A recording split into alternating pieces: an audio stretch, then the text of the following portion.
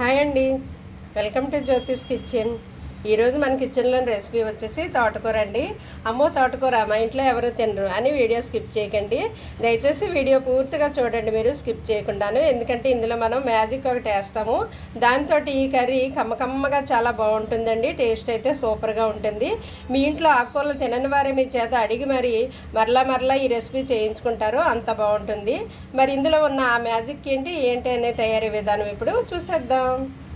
తోటకూర ఎండ్రాయిలు కర్రీ కోసం నేను తీసుకున్న పదార్థాలు: తోటకూర అయితే 3 కట్టలు. ఇవి ఆకుకూరలు అనగానే వేసుకుంటుంది కదా, శుభ్రంగా నీట్గా కడిగి వాష్ చేసి కట్ చేసి పెట్టుకోవాలి. అలాగే ఎండ్రాయిలు ఒక గుప్పుడు అయితే సరిపోతాయండి. ఎండ్రాయిలు ఇవి కూడా వేసుకుంటాయి. ఎండ్రాయిల్లోనూ 4-5 సార్లు శుభ్రంగా కడిగి నీట్గా వాష్ చేసి ఉంచుకోవాలి. ఎండ్రాయిలు కూడాను ఇసుకపోయేలాగా. దీంట్లోకి ఒక ఆనియన్, ఒక టమాటో తీసుకున్నాను నేను, మీడియం సైజు 2 కూడాను. ఇవి అన్నీ ఎండ్రాయిలు కడిగి క్లీన్ చేయాలి. తోటకూర కడిగి కట్ చేయాలి. ఇవి కూడా కట్ చేద్దాం. ఈ విధంగా తోటకూర ఇలాగా కడిగేసి చిన్న ముక్కలు కట్ చేసి ఉంచుకోవాలి, చిన్నగా తరగాలి. ఇదిగో ఉల్లిపాయ అయితే మీడియం సైజు, ఆనియన్ కూడా మీడియం సైజే కట్ చేసుకున్నాను. అలాగే ఎండ్రాయిలు కడిగేసి క్లీన్ చేసి పెట్టుకున్నాను. అయితే దీంట్లోకి పోపుకు కావాల్సిన పదార్థాలు: కొంచెం పచ్చిశనగపప్పు వేస్తామండి, అలాగే వెల్లుల్లి, దీంట్లోకి ఎండుమిర్చి వేస్తాము, పచ్చిమిర్చి వేయము, కొద్దిగా జీలకర్ర, ఆవాలు. ఎండుమిర్చి అయితే 2 తీసుకున్నాను. ఇప్పుడు తాలింపు స్టార్ట్ చేద్దాం. స్టవ్ ఆన్ చేసి కడాయి పెట్టుకున్నాను. ముందుగా ఆయిల్ వేద్దాం. తోటకూరే కదండి, ఆకుకూరే కదా, ఎక్కువ ఆయిల్ అవసరం లేదు. దీంతో ఫుల్గా ఒక గరిటె వేసాను, సరిపోతుంది నాకు. మీరు ఎక్స్ట్రా కావాలనుకున్న వారు వేసుకోండి. అయితే ఆయిల్ హీట్ అయ్యాక ముందుగా మనము ఎండ్రాయిలు వేయించాలండి. ఎండ్రాయిలు వేపేసి పక్కకి తీసేద్దాం.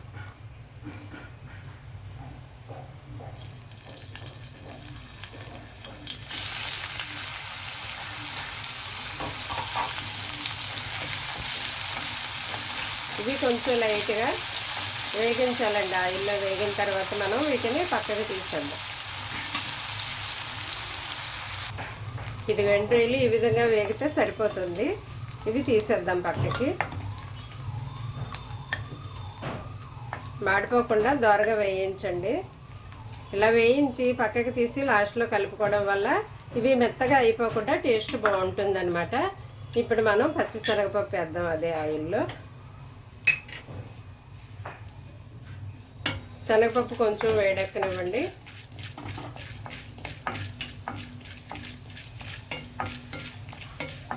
కొంచెం వేడెక్కిన తర్వాత వెల్లుల్లి వేసేద్దాం.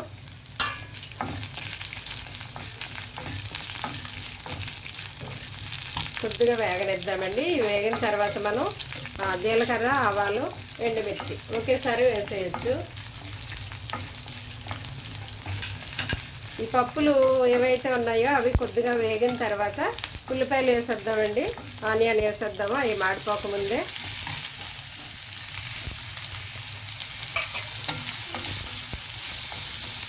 ఇవి కొంచెం వేగనిద్దామండి. ఉల్లిపాయలు కొంచెం కలర్ చేంజ్ అయ్యే వరకు వేగాలన్నమాట. వేగనిద్దాం. ఉల్లిపాయలు కొంచెం వేగాయి, చూసారా, కలర్ మారాయి.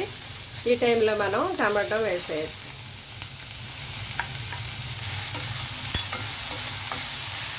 అయితే టమాటాలు, ఉల్లిపాయలు మగ్గాలంటే మనం దీంట్లో పసుపు, సాల్ట్ వేద్దామండి.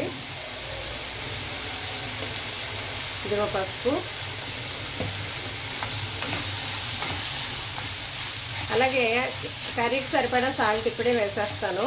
అది చూసుకుని వేసుకోవాలి మీరు, ఎందుకంటే ఆకుకూర వండక ముందు పెద్దగా ఉంటుంది కదా, అది మగ్గిన తర్వాత చిన్నగా అయిపోతుంది. సో సాల్ట్ చూసుకుని వేసుకోవాలి. చూసుకుని వేసుకోండి. దట్టు ఎండ్రాయిలు కూడా కొంచెం ఉప్పుగా ఉంటాయి కదా, వాళ్ళు ఉప్పేసి ఎండబెడతారు అనుకుంటా. ఈ ఉల్లిపాయలు, టమాటా కొద్దిగా మగ్గనిద్దామండి. ఇవి ఇలా ముక్కలుగా ఉన్నాయి కదా, కొంచెం మగ్గితే బాగుంటుంది. ఈ ఉప్పు, పసుపు వేసాం కాబట్టి అవి మెత్తగా మగ్గే వరకు మనము కొంచెం లిడ్ పెట్టేసి మగ్గనిద్దాం. చూద్దాం మన కర్రీ. ఇవి కొంచెం మగ్గాయి కదా, ఉల్లిపాయ, టమాటా మగ్గాయి. ఈ టైంలో మనం తోటకూర వేసేద్దామండి.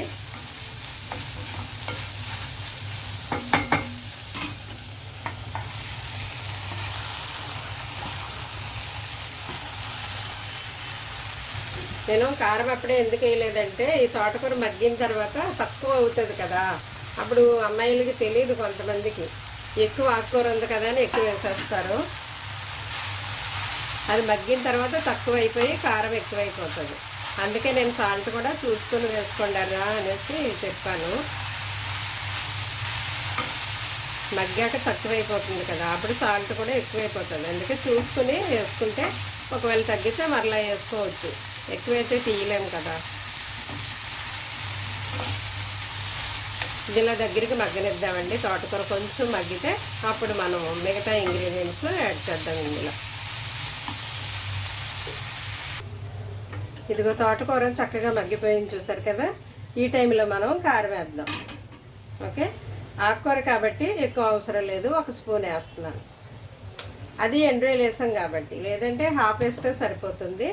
అయితే ఇప్పుడు దీంట్లో మనం కొద్దిగా జీరా ధనియా పౌడర్ వేద్దాం. కొద్దిగా, ఇది కూడా 1 అర స్పూన్ వేసిన తర్వాత ఇవన్నీ కలపండి. మీ ఇంట్లో తోటకూర తినని వారు ఉంటే ఈ విధంగా వండి పెట్టండి, చక్కగా తింటారనమాట. టేస్ట్ అయితే చాలా అంటే చాలా బాగుంటుందండి, బాగుంటుంది, సూపర్గా ఉంటుంది. ఆకుకూరలు తినని వాళ్ళకి ఈ విధంగా పెట్టండి, మరలా మీ చేత అడిగి చేయించుకుంటారనమాట. కమ్మగా ఉంటుంది. మనము ఇప్పుడు ఎండ్రాయిల్ వేసేద్దామండి. ఇందులో మనం ఎండ్రాయిల్ వేసాము, టమాటో వేసాము. సో ఇవన్నీ వేయడం వల్ల ఇది కమ్మదనం వస్తుంది అనమాట, చాలా బాగుంటుంది టేస్ట్. మరలా అడిగి చేయించుకుంటారు మీ ఇంట్లో వాళ్ళు. అయితే ఇప్పుడు మనము ఇవన్నీ కలిపిన తర్వాత కొద్దిగా 2 స్పూన్లు వాటర్ వేసి ఉడకనిద్దామండి. జస్ట్ 2 స్పూన్లు, ఎక్కువ వేయొద్దు. ఇది పులుసు కాదు, డ్రైడ్ ఐటమే, పొడిగానే ఉంటుంది. పులుసు కూర కాదు, మనం చింతపండు వేయలేదు, వేయక్కర్లేదు చింతపండు ఇందులో, ఇలాగే బాగుంటుంది. ఇదిగో 2 స్పూన్లు వాటర్ వేసాను నేను, ఎక్కువ వేయలేదు. ఒక 5 నిమిషాలు అలాగా మగ్గనిద్దామండి కర్రీ. సిమ్లోనే మూత పెట్టేసి ఇది బాగా కలిపిన తర్వాత మగ్గనివ్వండి. చూద్దాం మన తోటకూర ఎంతవరకు వచ్చిందో.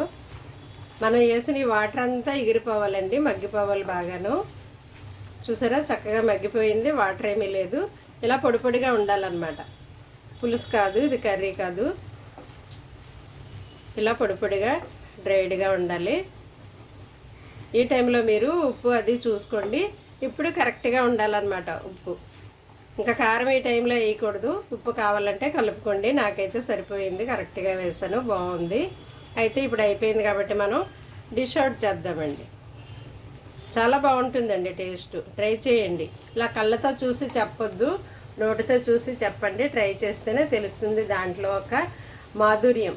ఎందుకంటే మనం టమాటో వేసాం కదండి, కమ్మగా ఉంటుంది. ఆకుకూరలు చప్పగా ఉంటాయి కదా, ఈ టమాటా వేయడం వల్ల కమ్మదనం వస్తుంది. అందులోనూ మనం ఎండ్రాయిల్ వేసాం కాబట్టి ఇంకా మరీ టేస్టీగా బాగుంటుంది. ఎండ్రాయిల్ గోంగూర వండుతాం కదా, అదైతే పుల్లగా ఉంటుంది, ఇది కమ్మగా ఉంటుంది, చప్పదనం లేకుండా మనం టమాటా వేసాం. అయిపోయిందండి, డిష్ అవుట్ చేద్దాం. వేడివేడిగా ఫైనల్గా మన కమ్మటి తోటకూర ఎండ్రాయిల్ డిష్ రెడీ అయిపోయిందండి. ఇది వేడివేడి అన్నంలో తింటే భలే ఉంటుంది, అసలు టేస్ట్ అయితే అదిరిపోతుందండి, చాలా బాగుంటుంది. నేను చెప్పడం కాదండి, మీరు ప్రయత్నించి ఈ రుచిని మీరు ఆస్వాదించి నాకు కామెంట్ చేయండి. ఎందుకంటే ఈ కాంబినేషన్లో భలే ఉంటుంది అసలు. ఆకుకూరలు తినని వాళ్ళు చాలా ఇష్టంగా మరీ అడిగి మీ చేత చేయించుకుని తింటారనమాట, అంత బాగుంటుంది. అలాగే తోటకూరలో కూడా మనకి calcium, iron, fibre, vitamin A ఇవన్నీ వచ్చేస్తాయి కదండి. ఆకుకూరలు తినని వాళ్ళకి ఈ విధంగా మనం మ్యాజిక్ చేసి వండి పెడితే వాళ్ళు చాలా ఇష్టంగా తింటారు. ఓకే అండి, మరి మీకు ఎలా వచ్చిందో మీరు ట్రై చేసి నాకు కామెంట్ చేయండి ప్లీజ్. ఓకేనా? అలాగే మరిన్ని హెల్దీ వంటలు మనం నేర్చుకోవడానికి జ్యోతిష్ కిచెన్ చూస్తూ ఉండండి. అలాగే మీ ఫ్రెండ్స్కి మీరు షేర్ చేస్తూ ఉండండి. Thank you.